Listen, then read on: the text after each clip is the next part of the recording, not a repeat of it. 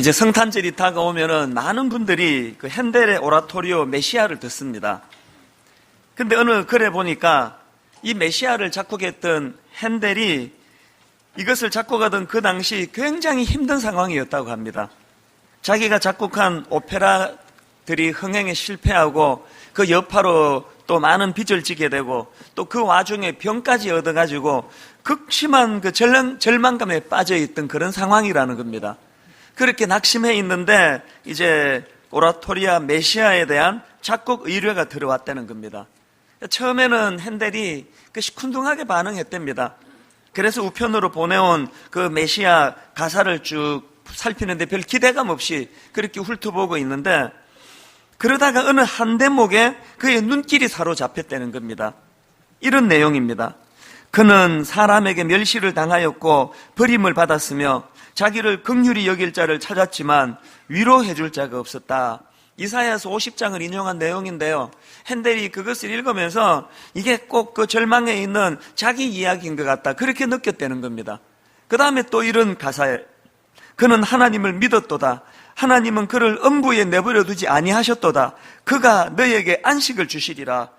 바로 이 대목에서 핸델의 귀가 이 천국의 음악이 들려오는 그런 느낌을 받았다는 거예요. 그래서 이제 이 세상 말로 하면은 그 신들린 듯이 또 신앙적인 용어로 하면은 하나님의 영감에 사로잡혀가지고 작곡을 시작했는데요. 얼마나 작곡에 몰입했는지 식사도 그런 채 전념해가지고요. 이 대곡을 딱 24일 만에 완성했다는 거예요. 핸델의 메시아를 들어보신 분은 알지만요. 이게 분량으로도 거의 3시간짜리 분량 아닙니까? 이게 24일 만에 쓸 수 있는 곡이 아닙니다. 그렇게 엄청난 곡을 썼더니 얼마나 많은 사람들에게 이게 기쁨을 주는 그런 대곡이 됐지 않습니까? 들리는 바로는 당시의 영국 국왕 조지 3세가 이제 이 대곡 핸델의 메시아를 듣다가 할렐루야 그 합창 대목에서 너무 감동이 돼가지고 자기도 모르게 뻘떡 일어나서 이제 이 곡을 들었다. 그게 이제 관행이 돼가지고 모든 사람들이 다 이제 이거 하면은 다 일어나서 그 듣는 그런 이제 관행이 됐다는 거예요. 그래서 제가 이 글을 쭉 읽으면서 이 핸델의 메시아라는 작품이 그 작곡가 핸델의 극심한 절망 속에서 쓰여져서 이 수많은 사람들에게 기쁨의 노래가 됐다는 이게 야 오늘 본문의 배경하고 참 그 유사하다 그런 생각을 하는 거예요. 왜 그런 생각을 하느냐 하니까 오늘 본문 이사야 9장 이 전후의 배경은요. 주전 743년에서 738년의 기간을 배경으로 하는데 그 당시 아수르가 북이스라엘을 침공해 옵니다. 그 침공으로 다급해진 이스라엘 왕 므나헴이 자기 왕권을 지키기 위해 가지고 그 아수르의 조공을 바치고 그렇게 자기 왕좌는 지킬 수 있었지만 그러나 불행하게도 그 과정에서 이 이스라엘 북부 지역이 아수르에 의해 무참하게 짓밟혀 그 황폐화된 상황이라는 겁니다. 그래서 이제 본문 1절에 보니까요. 전에 고통받던 자들에게는 흑암이 없으리로다. 옛적에는 여호와께서 스불론 땅과 납달리 땅이 멸시를 당하게 하셨더니 후에는 해변길과 요단 저쪽 이방의 갈릴리를 영화롭게 하셨느니라. 여기 나오는 이 스불론 땅과 납달리 땅이 바로 아수르의 침공으로 무참하게 짓밟혔던 그 지역으로 추정합니다. 이처럼 그 당시는 현실적으로 봐도 절망 그 자체고요. 더군다나 장래를 보면 더 암담합니다. 이제 이스라엘 멸망이 지금 시시각각 다가오고 있는 이런 실정이에요. 그런 상황에서 핸델이 그 절망적인 상황 속에 오라토리오 메시아를 만들어가지고 많은 사람들에게 위로와 기쁨을 제공했다면 이사야 선지자는 이런 나라 국가적으로 절망적인 그 상황 속에서 오실 메시아를 예언함으로 많은 사람들에게 위로를 제공하는 일을 했다는 것입니다. 제가 이런 맥락에서 이 9장을 이렇게 묵상하다가 생각해 보니까요. 오늘 우리 시대도 얼마나 많은 사람들이 이렇게 저렇게 아파하고 좌절하고 절망합니까? 지난주에 여러분 그 기사를 보셨을 거예요. 어떤 리서치 업체에서 우리나라 젊은이들을 대상으로 설문조사를 했습니다. 10대, 20대, 30대까지. 무슨 조사를 했냐 하니까 새해 첫날에 가장 듣고 싶은 말이 뭐냐? 이런 내용의 설문을 조사했더니요. 1위가요. 잘 될 거야. 이 말을 듣고 싶다는 거예요. 그 다음에 2위가 사랑해. 그래서 이제 이거를 그 기사에서 분석하기를 이렇게 분석하더라고요. 젊은이들이 새해를 맞아 가장 듣고 싶은 말은 사랑의 메시지가 아닌 희망의 메시지인 걸로 조사되었다. 자, 여러분 한번 생각해 보세요. 10대 아이들이 또 20대, 30대가 잘 될 거야 라는 말을 새해에 제일 듣고 싶다. 이게 뭘 전제하는 겁니까? 잘 안 되고 있다는 거 아닙니까? 지금 현실적으로 많은 젊은이들이 학업 문제, 취업 문제, 결혼 문제 이런 걸로 많은 스트레스를 받고 있는 거예요. 사실 이런 스트레스야 젊은이들만 받겠습니까? 최근에 그 미국에서 목회하는 제 후배 목사님이 한국을 방문했습니다. 그래서 오랜만에 만나서 두런두런 대화를 하는데요. 참 이분이 가슴이 아프면서 또 참 제가 생각 못했던 그런 이야기를 하는 거예요. 자기가 한국에 오랜만에 와가지고 텔레비전을 보니까 두드러지게 눈에 뜨이는 광고가 있다는 거예요. 빈번하게 광고하는 내용이 뭐냐 하니까요, 이 대출 광고가 그렇게 눈에 많이 뜨이더래요. 그래서 저는 인식을 못했는데 그러고 보니까 대출 광고가 그렇게 많아요. 뭘 의미합니까? 지금 경제적으로 어렵다 보니까 급전을 필요로 하는 사람이 너무 많다는 거예요. 그 은행 이자처럼 낮은 이자도 아니고요. 그 상당히 높은 이자. 심지어는 차를 저당 잡히고 대출해라. 이런 대출 광고가 텔레비전에 그렇게 많더래요. 그 다음에 또 하나 광고가 이분이 보기에 그 눈에 띄는 광고가 뭐냐 하니까 노인들 보장성 보험 광고가 그렇게 많더래요. 다 들어보셨죠? 묻지도 따지지도 않고 그 광고 다 보셨을 거예요. 그래서 그 두 가지 광고가 눈에 뜨이더라는 얘기를 제가 듣고는요, 대화가 다 끝나고 그분 돌아가고 난 다음에 이 책상에 앉아있는데 이제 목사니까 그렇겠죠. 좀 싸한 그런 아픔이 있더라고요. 너무나 많은 사람들이 경제적으로 어렵고 지금 위급해가지고 이 급전으로 차를 잡혀서라도 대출을 받아야 되는 이런 상황이 지금 놓여 있는 현실이고, 그리고 또 지금은 좀 살기가 어렵더라도 이걸 잘 참아내면은 이 고비가 넘어가고 그래서 우리 노후가 참 보장이 되고, 이게 아니고 지금도 어려운데 노후도 또 어려운 거예요. 그래서 지금 우리 많은 사람들이 낙심하고 그렇게 절망하고 있는 상황이다. 이제 그게 제 마음에 참 아픔이 됐습니다. 어제도요, 오후에 어떤 여성도님이 저에게 찾아오셔가지고 그야말로 이 닭똥 같은 눈물을 툭툭툭, 이 눈물이 이렇게 툭툭툭 떨어지는 게 보이는데 참 제가 뭐라고 위로를 해드리겠습니까? 그래서 제가 이런 현실을 맞이하다가 보니까 이사야 선지자가 절망에 있던 그 시대 사람들을 위하여 오실 메시아를 예언하면서 위로했다면은, 핸델이 그렇게 낙심하고 절망되어 있는 그 상황 속에서 24일 만에 그 대작을 만들어서 많은 사람들에게 희망을 전했다면은, 오늘 저 같은 목회자들은 다시 오실 예수 그리스도, 이 어려운 때에 예수 그리스도의 희망을 마음에 품고 사시라고 복음의 말씀을 전해야 되겠다, 그런 다짐을 하게 되더라는 것입니다. 그런데 여러분, 이 본문 2절에 보니까요, 이렇게 이사야가 오실 메시아에 대하여 그 예언을 하는데, 그 오실 메시아를 어떻게 묘사하는가 보니까, 자, 2절을 한번 보시기 바랍니다. 흑암에 행하던 백성이 큰 빛을 보고 사망의 그늘진 땅에 거주하던 자에게 빛이 비치도다. 지금 이사야는 오실 메시아를 큰 빛으로 지금 예언을 하고 있습니다. 그런데 이 이사야 9장 2절 말씀이 신약으로 가서 어느 말씀과 이것이 연결이 되는가 하면은요, 마태복음 4장 14절부터 16절까지예요. 이는 선지자 이사야를 통하여 하신 말씀을 이루려 하심이라. 일렀으되 스불론 땅과 납달리 땅과 요단강 저편 해변길과 이방의 갈릴리여, 흑암에 앉은 백성이 큰 빛을 보았고 사망의 땅과 그늘에 앉은 자들에게 빛이 빛이었도다 하였느니라. 지금 이사야 9장에서 예고되고 있는 오실 메시아에 대한 예언이 어디서 이루어졌느냐? 마태복음 4장에서 예수 그리스도가 이 땅에 오심으로 그 예언이 성취되었다는 거예요. 이처럼 빛으로 오신 예수 그리스도. 그래서 예수님 자신도 당신을 이렇게 묘사하십니다. 요한복음 12장 46절. 나는 빛으로 세상에 왔나니 무릇 나를 믿는 자로 어두움에 거하지 않게 하려 함이로다. 그런데 오늘 우리 시대의 슬픔이 뭡니까? 요한복음 1장 2절부터 5절까지예요.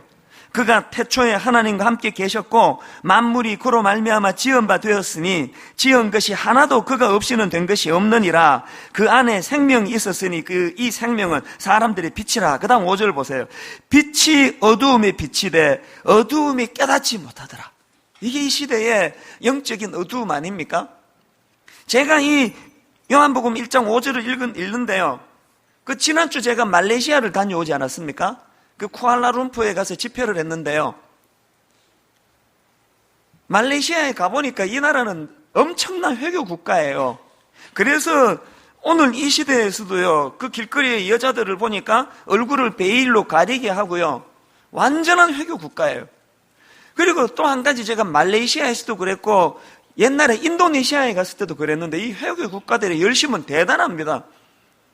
새벽 4시에요 스피커로 막 온 천지의 스피커로 확성기를 대고요, 새벽 4시에 이제 기도하는 기도문이 막 울려 퍼지는데, 이제 종교가 다르니까 그렇지만 저는 그게 굉장히 듣기가 힘들었어요. 이 내용은 제가 못 알아들으니까 뭔지는 모르는데 운율을 보는데요, 꼭 이런 운율이에요.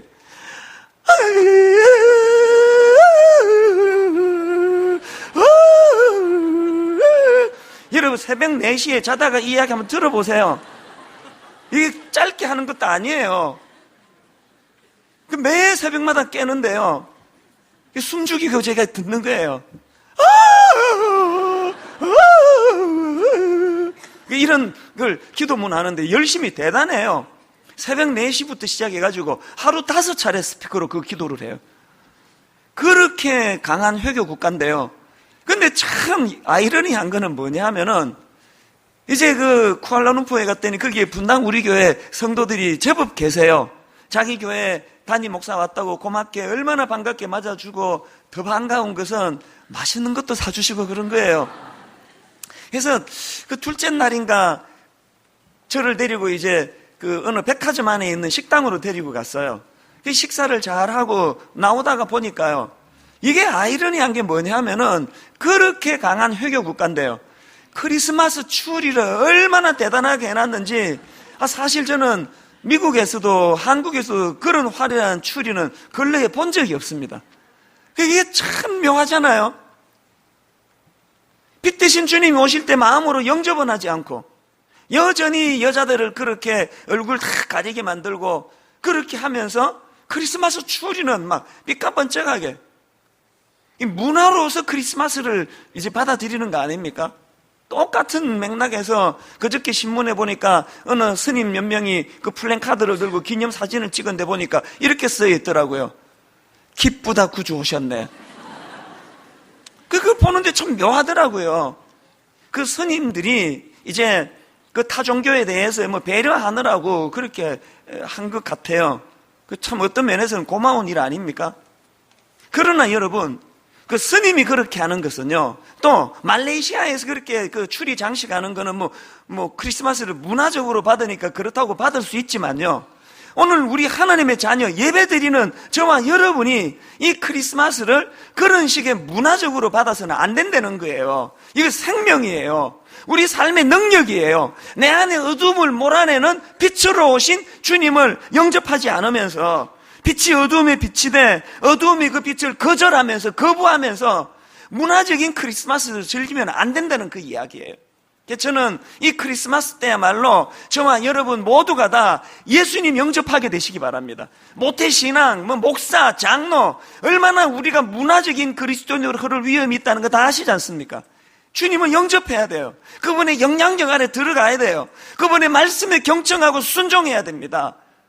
그래서 오늘 저는 이런 맥락에서 내가 진짜 예수님을, 빛 대신 주님을 내 마음에 영접했느냐, 이걸 좀 점검하기를 원하는데요, 진정으로 우리가 주님을 영접했다면 여러분, 우리 심령에 두 가지 특징이 나타나야 됩니다.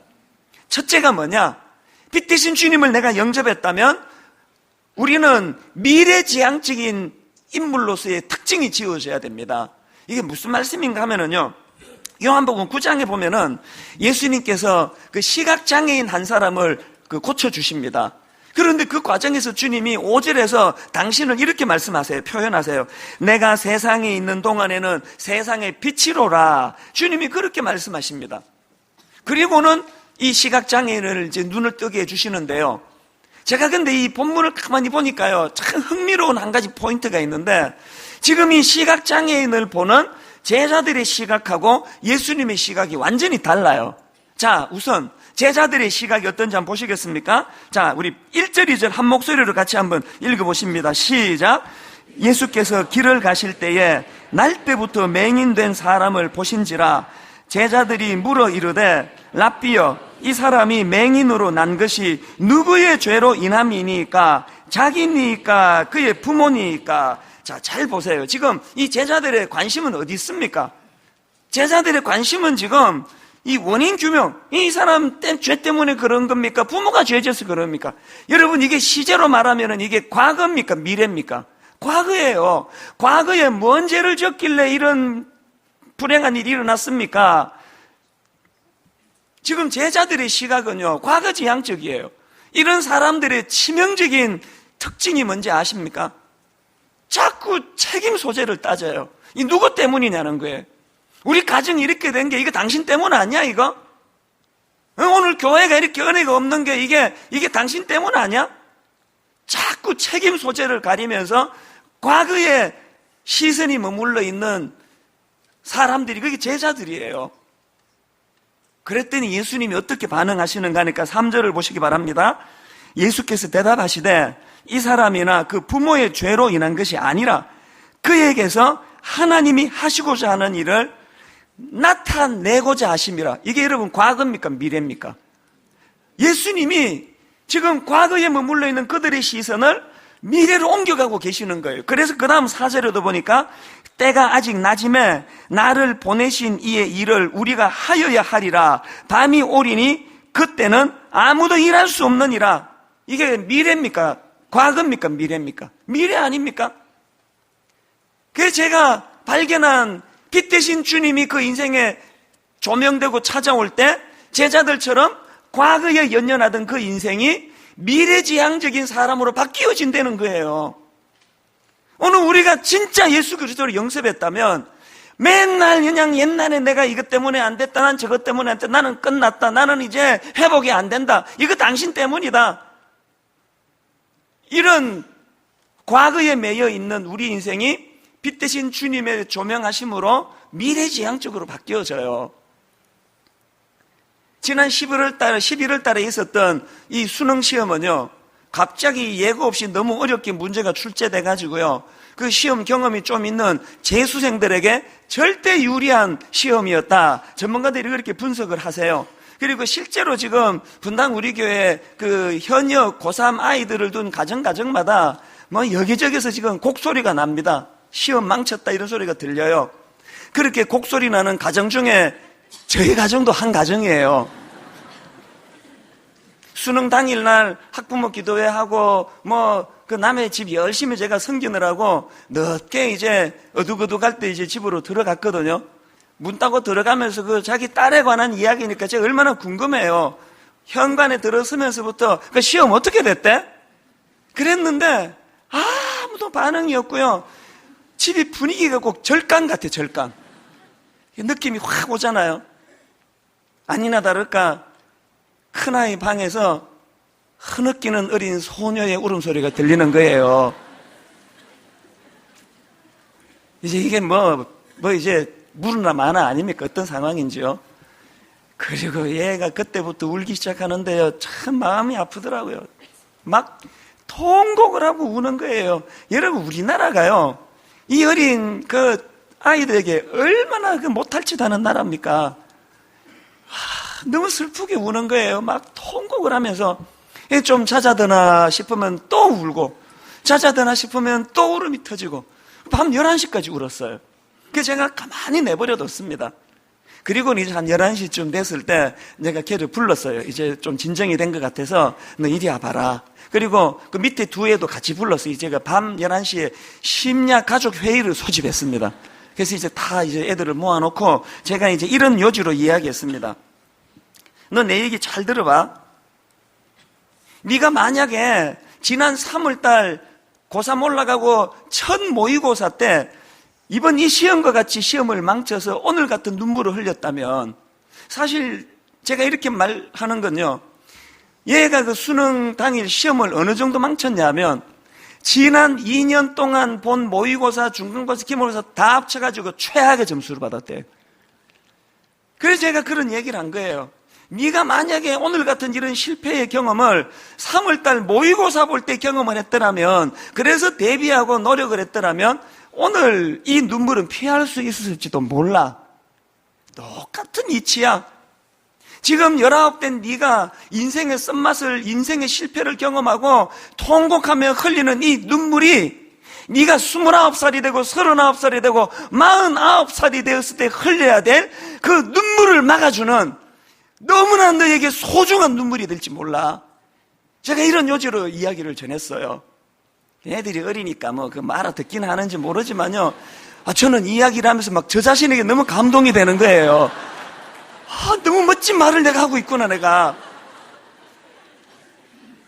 사실 이건 뭐 농담이지만요, 그날 밤에 사실은 제가, 이건 진심인데요, 제 자신이 진짜 대견했습니다. 왜 대견했는가 하니까요, 제가 남의 집에서 이렇게 우는지 슬픈 당함인지 늘 이런 이야기로 제가 권면하는데요, 그거는 제가 목사니까 하는 거 아니었습니까?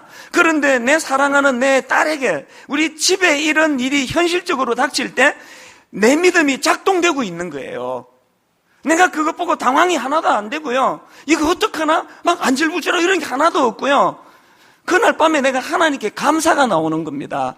하나님, 내 딸을 가장 잘 아시는 하나님께서 이 시험 실패라는 이 과정을 통하여 우리 딸을 다루어 주시니 감사합니다.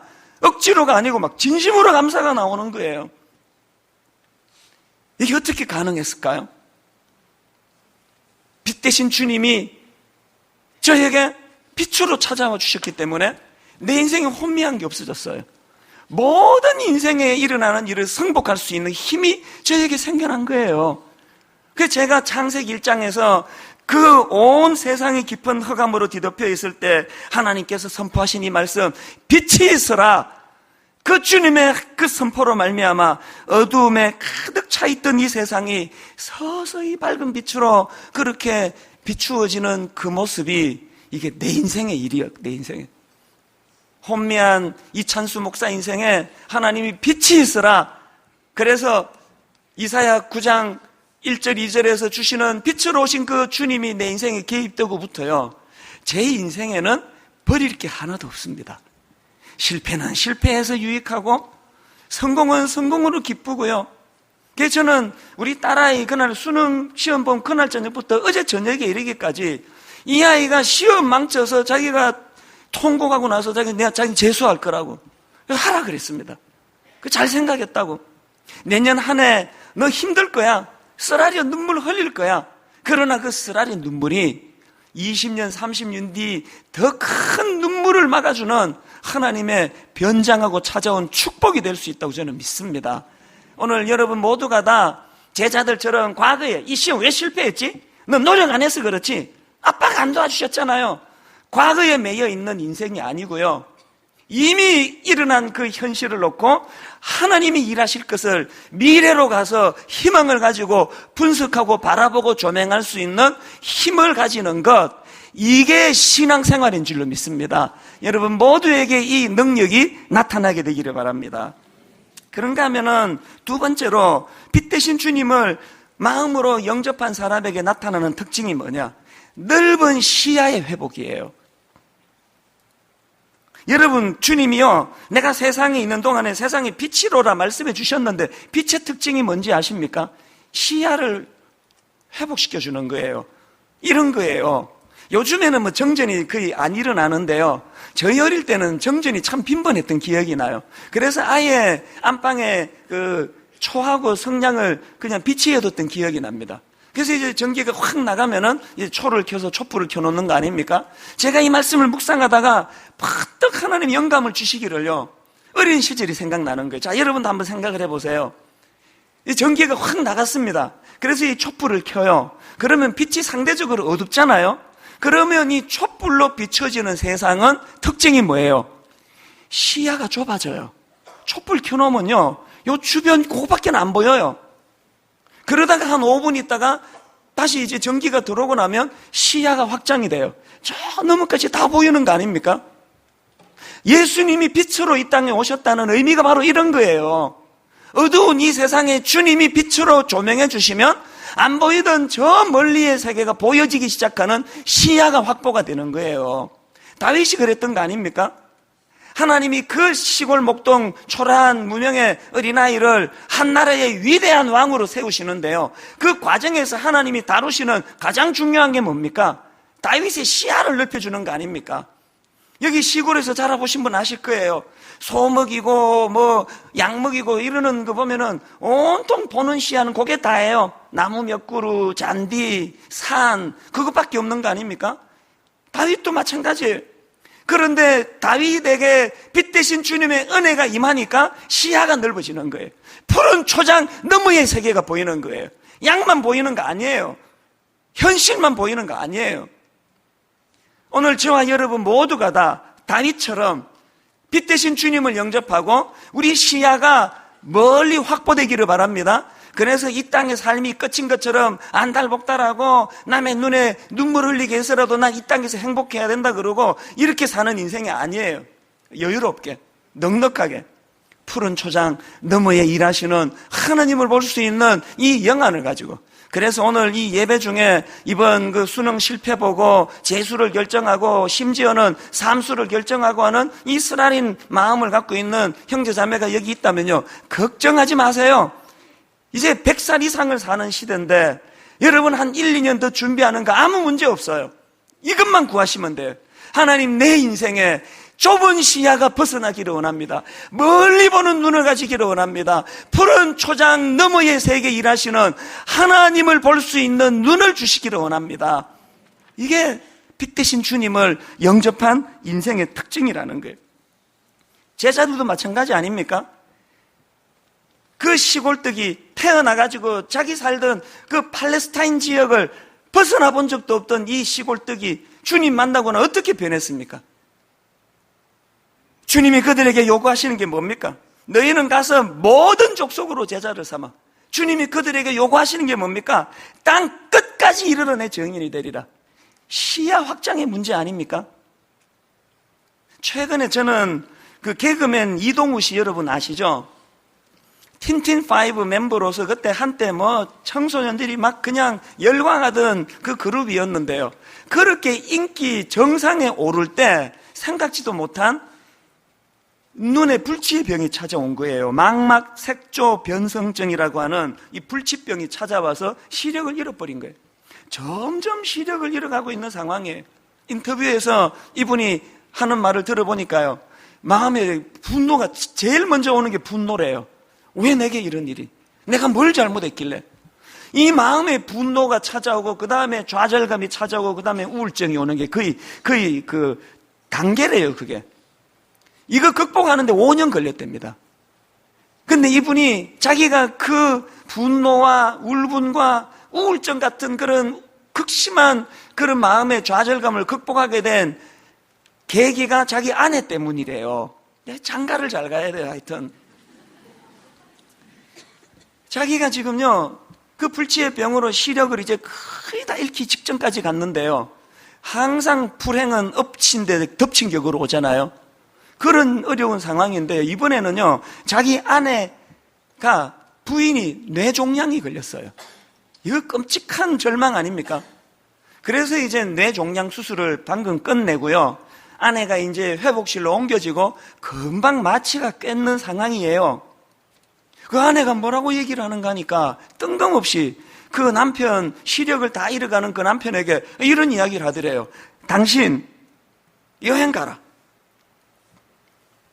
국내도 좋고 해외도 좋고 한 달도 좋고 1년도 좋고 마음껏 여행을 해라.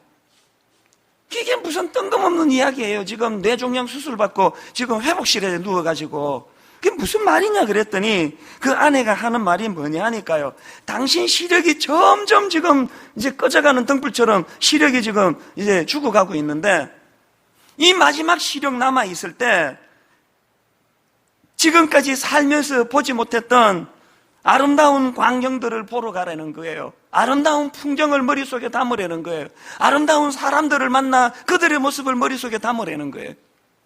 당신 마지막 시력이 지금 가물가물한 이 상황에서 뇌종양 수술받고 병실에 누워있는 나만 쳐다보고 있으면은 이제 시력이 꺼져버리면 당신 남은 생애에 병실에 누워있는 우울한 그 모습밖에 남지 않는 거 아니냐. 야, 얼마나 놀라운 이야기예요. 병실을 떠나서 아름다운 걸 많이 보고 많이 느끼고 누리고 그렇게 하라는 거예요. 이 이동우 씨가요, 그날 그 아내의 그 얘기를 듣고요, 나가가지고 펑펑 울었대요. 자기도 지금 그런 상황인데. 저는 이 인터뷰를 보면서 오늘 우리가 이 세상에 권면해야 될 메시지가 이거 아닙니까? 맨날 영혼이 죽어버려가지고 그냥 눈에 보이는 그 안달복달하고 미워하고 싸우고 헐뜯고 분노하고 원수 맺고 원수 갚고 이런 세계만 보고 있는 이 땅 사람들에게, 여러분, 빛 대신 주님이 내 안에 찾아와 내 인생이 바뀌어진다 할 때에 오늘 우리가 그 주님의 은혜를 가지고 이 세상을 향하여 선포해야 될 말씀이 이거 아닙니까? 여러분, 영안을 뜨시기 바랍니다. 눈에 보이는 이 땅이 다가 아닙니다. 빛 대신 예수 그리스도가 내 안에 찾아오셔서 너무나 아름다운 수많은 세계를 내가 목도할 수 있었다면 여러분도 그렇게 되기를 바랍니다. 오늘 교회가 선포해야 될 메시지 아닙니까? 이걸 잃어버리고 나니까 교회가 지금 수치에 빠져요. 지난주에도 무슨 PD 수첩에 무슨 목사님 이야기가 나왔댄다. 그저께 신문에 또 무슨 목사가 무슨 성추행한 이야기가 또 나왔댄다. 온통 교회가 이런 저질로 치다를 수밖에 없는 것은 원인은 딱 하나예요. 빛 대신 주님이 내 안에 조명되지 않기 때문이에요. 이 시야가 너무 좁은 거예요. 여러분, 이까지 눈에 보이는 이 땅에서 그거 돈 몇 푼 더 얻어내겠다고, 어떻게 좀 더 유명해져 보겠다고, 이건 주님을 영접한 사람의 태도가 아닙니다. 저 자신은 주님 앞에 날마다 기도해요.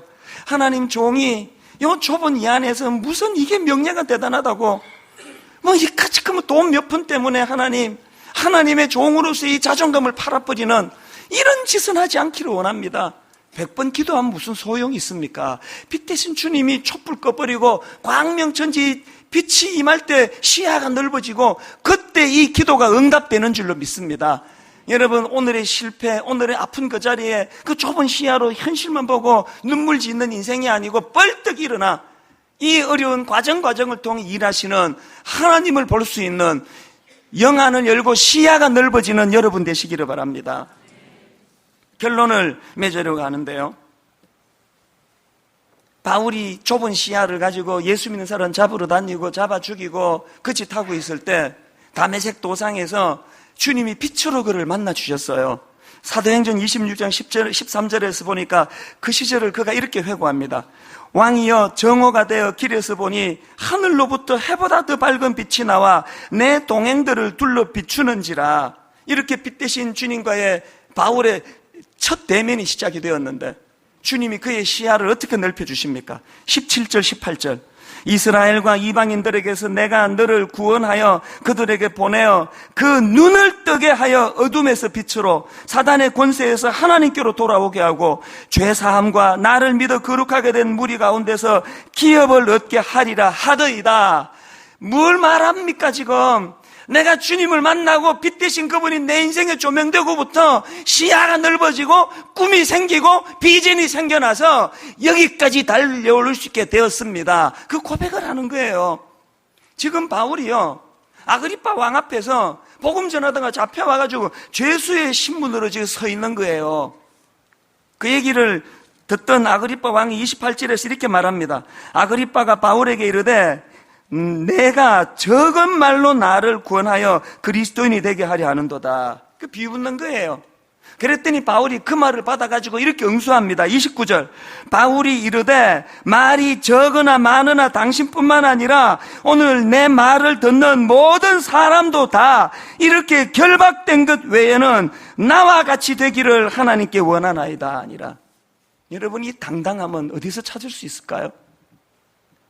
그들이 바울의 몸은 결박할 수 있지만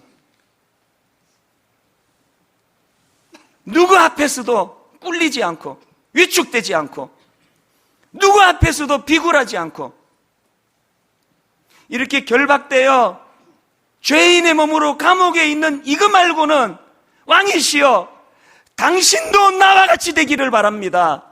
우리가 잃고 있는 가장 중요한 우리의 자존감 아닙니까? 수능시험에 실패해도, 목회가 잘 안 돼가지고 교회가 어려워도, 경제적으로 어려움을 당해가지고 밥을 굶는 상황이랄지라도 하나님 내게 이 멀리 보는 이 시야를 가지고 빛 대신 주님 앞에 조명된 인생이 누릴 수 있는 하나님의 사람으로 살아가기를 원합니다. 이번 성탄절날 이 꿈이 회복되는 은혜가 있기를 바랍니다.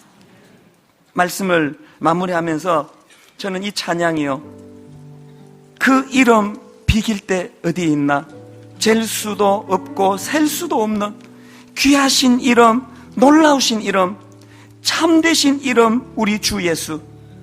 주 예수 이름 내가 생각할 때 내 마음 속에 기쁨 넘치네. 우리의 소망 구원 되시는 주, 그 이름 비길 때 어디 있나. 우리 찬양 같이 부르실 때 주님 빛으로 이 땅에 오신 성탄절 기다리며 이 기도 제목 주님 앞에 드리기 원합니다. 소원하며 함께 찬양 드리기 원합니다. 그 이름 비길 때 어디 있나.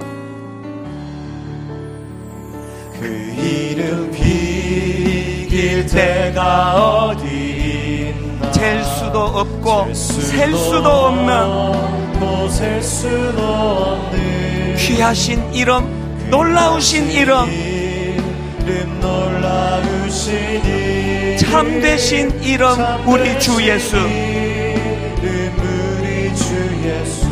주 예수 이름 내가 생각할 때 어두움의 빛으로 찾아오신 주님, 내 마음 속에 기쁨 넘치네. 우리의 소망 구원 되시는 주, 그 이름 비길 때 어디 있나. 비탄에 빠진 가련한 영혼이, 슬픔의 안개 걷어치우고 즐거이 새 생명 새 힘을 얻어 진실로 이렇게 되기 원합니다. 쓰라린 상처 아물었도다. 여러분, 이런 일 어떻게 가능합니까? 주 예수 이름 내가 생각할 때 내 마음 속에 기쁨 넘치네.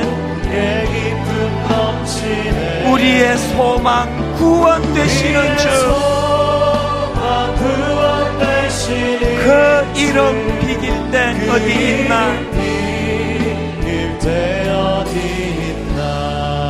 여러분, 3절 한 번 더 찬양하기 전에요, 우리가 영으로 마음을 열고 한번 잘 자기를 돌아보시기를 바랍니다.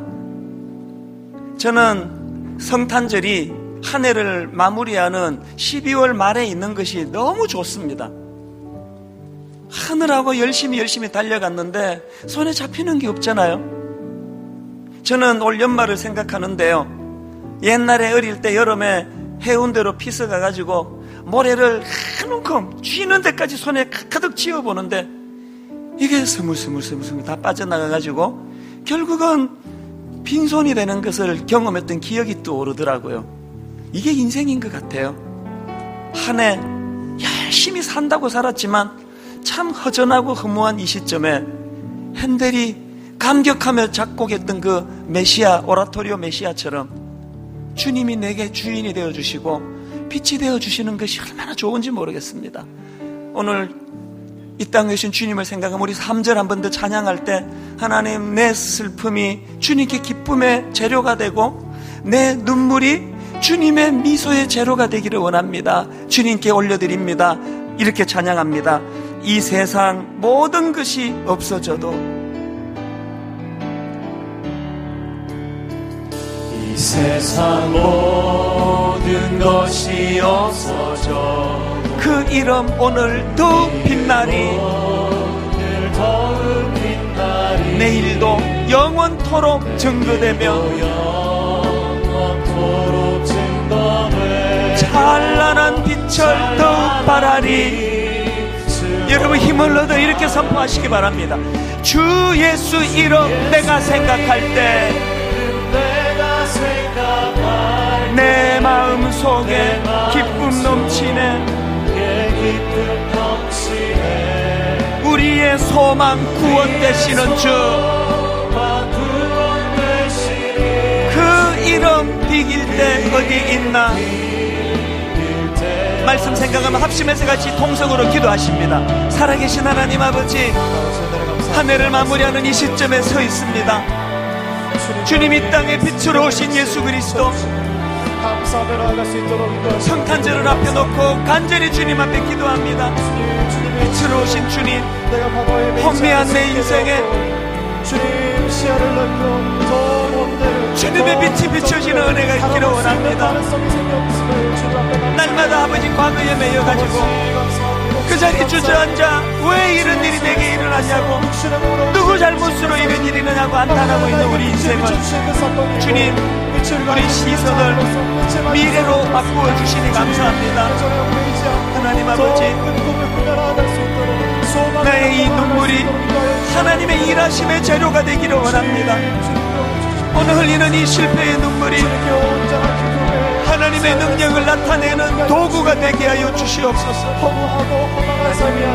은혜를 베푸시고 주님이 인도하여 주시옵소서.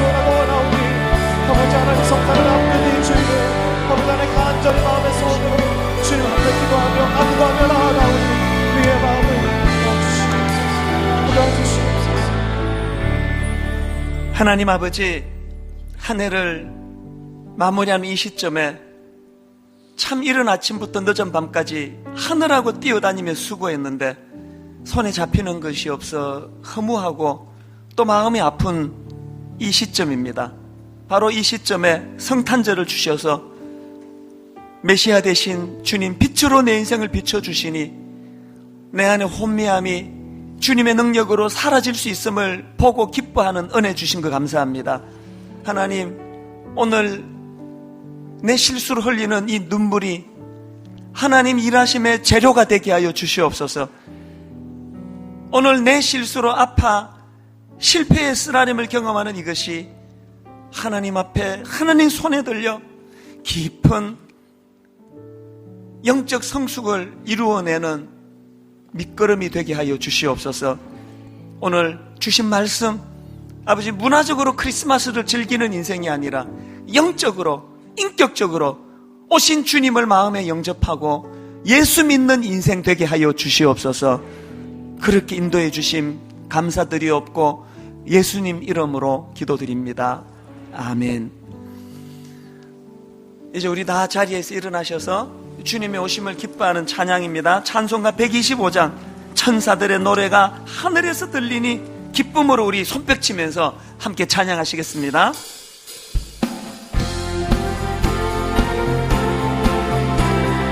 천사들의 노래가 하늘에서 들리니 산과 들이 기뻐서 메아리 쳐 울린다. 영광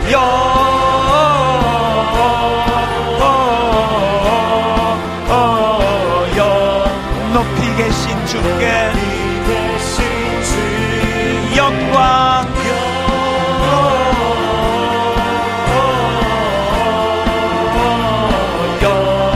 높이 계신 주님께 한밤중의 목자들 양떼들을 지킬 때 아름다운 노래가 청아하게 들린다. 빛으로 오신 주님 영광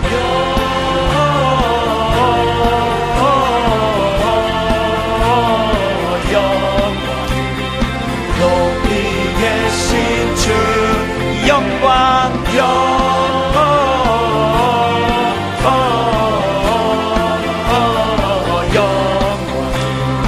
높이 계신 구유 안에 누이신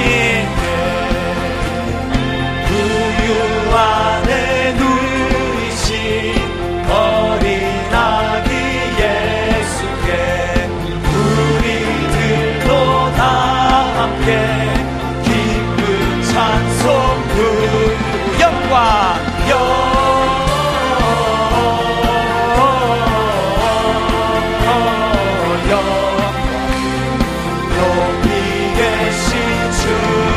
영광